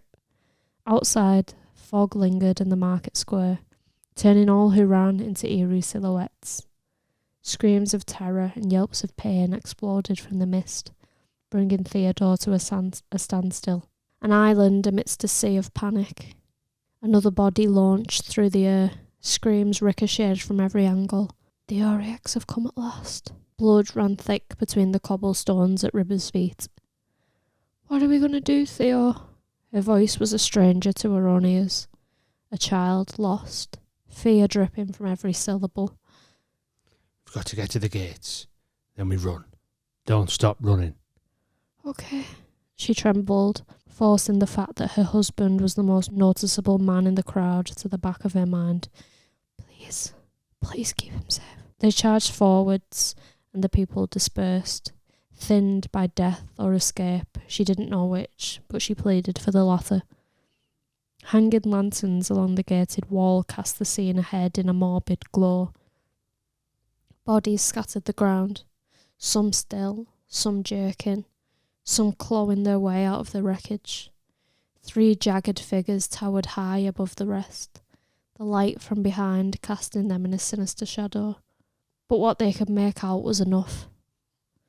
They lunged for victims, shredding parts from their bodies with talons and teeth, launching the remains into the square. Dismembered fingers, ears, chunks of flesh coated the floor below them. The third Oriax stood still, calculating, eyes piercing through the dimness in search of who to kill next. Beasts, Theodore hissed. The gates are blocked. I know. We can't just stand here. I'm trying to think. An explosion came from behind. The pair jumped. Theodore wrapped his arms around his wife. Dust and rubble spread, obstructing their vision. They're everywhere, she cried. We don't know that. River! A voice rasped from the ground, and something grabbed at her ankle. She leapt, shrieking.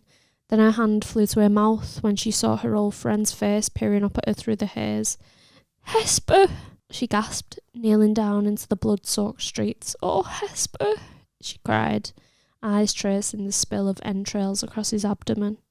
She stroked his face, finding time to comfort him, even amid the uproar. The old man's eyes fluttered. The saviour has come, he whispered, using his last ounce of strength to lock eyes with her. Her heart stopped. They're looking for... His last breath came, and his eyes glazed over. no longer looking at her but through her. River! Theodore bellowed, yanking her up off the ground. There's no time. They turned, a mouth of serrated blades grinning back at them, blood pooling on its tongue. No! River screeched, her voice raw, grating her throat as Theodore was ripped from her arms. Theo! The beast tore claws across his chest, sending shockwaves of heartache through her body. Theodore groaned in pain, attempting to swipe back, knuckles against knives. The creature's eyes widened, spurred on by the challenge of a larger opponent. Then it lunged for him. They crashed to the ground, Theodore beneath the beast, battling helplessly. The creature roared, its breath hot and vulgar, tearing away chunks of his flesh, his shoulder, his thigh. River screamed, charging at the creature with clumps of rocks in her hand. A shadow fell over them, darker than the night, and in the blink of an eye, the Oriax was gone. Snatched from the ground and wrenched up into the sky. Tilly! She breathed, the rocks slipping through her fingers as she collapsed onto her knees. Theodore rolled onto his side, gasping for breath. She cradled him, tears turning red as they fell against his skin. You're okay, she said, trying to sound convincing. Can you stand? His face was a picture of pain, contorted, bloody. I'm going to have to. He groaned, trying to shift his giant legs beneath him. I can't feel my left one. River searched the surroundings, crying at the sight of the butchered remains. There was a metal pole jutting from the wreckage of a destroyed stall, snapped in half, but still sturdy. She kissed her husband's head. I'll be barely a second. Try to stand if you can. And she rushed to claim it. Theodore propped himself against the pole, biting hard on his lip. You can lean on me too, I'll cope, he said, teeth gritted. The pair looked up at the sky, watching in horror as Tilly and the beast entwined above them, fur and scales, wings and claws. The noise was soul-shaking, yelps and roars spliced together. The Oriax twisted free of her talons and clung to her chest. She coiled her neck to strike, her rigid arms useless against the agile limbs of the beast. The Oriax hit with a force that sent shards of teeth to the ground, then hooked its leg onto Tilly's shoulder, hoisting itself onto her back. Tilly looped, trying to loosen the creature, but its claws buried deep, making her whine. Teeth sunk into the soft scales of her neck and ripped across. She shrieked like thunder, and the noise flowed through the tromises like lightning. Blood rained down upon them as the battle came to a blunt standstill in the sky, and like the cloud dancer, they fell. Dust rose. Tilly! River sobbed, her eyes not quite believing the sight. She hurried over to her crumpled body. Theo staggered behind, exhaling loud giant sobs. River placed a hand beneath Tilly's head and her mouth parted, giving one last breath. Her eyes closed and she began shrinking, smaller and smaller into the innocent ball of love they all cherished so dearly. The Oriax twitched, injured but alive, ready to leap free now that the weight of Tilly's body had left him. River, get back! Theodore ordered shakily. A bulk of black leather and muscle flashed before them. Alcor straddled the beast, yanked it by the head and twisted. Its neck gave a chorus of cracks and the Oriax lay still, its demonic stare looking straight into River's soul from the afterlife. Thomas! Alcor barked. Get out of here now! But Theodore wasn't listening. He was on his knees with his wife, removing his coat to bundle up their fallen family member. Thomas! He repeated, enraged to the point of insanity. If you want to live, you need to leave. You have the duty to protect the girl. Now go! Alcor drew the blades from his waist and ran into the mist, ready to kill. With one beast down and another distracted, Alcor swung at the Oriax stood watching, a vicious smile splitting its face in two. His knife sunk into its chest and the beast growled, eyes flooded with loathing. Come on, River cried, picking up the shroud, holding it close. Let's get home. He could barely stand, but Theodore found the strength to wrap an arm around his wife's shoulder, and they hobbled to the gates together, out of the anarchy and into the still night beyond. Well, sorry about that. Soz. Tell your dad. Oh, is she? No, she is. I'm not going to get your hopes up like that. Yeah, I think all good books is where people die and shit in it. Like, Yeah. I hate when it's like no one dies. Like, and that makes me sound like a psychopath, but but That's it's like just Game not of Thrones realistic. was so good. They Yeah, just it went, is. so as a main character, you're like, bam, gone, dead. See ya. Yeah. So, that's a shame. Anyway, Yeah. see you next time. Thanks so much for listening. I hope you're enjoying it. I very, very much like all your lovely messages. Thanks so much, guys. And we'll see you next time. I for one, am very excited to hear more of Castor. Yes. I'm the same. Aliens. Okay. And the rest. Right. Love you. Bye. Bye.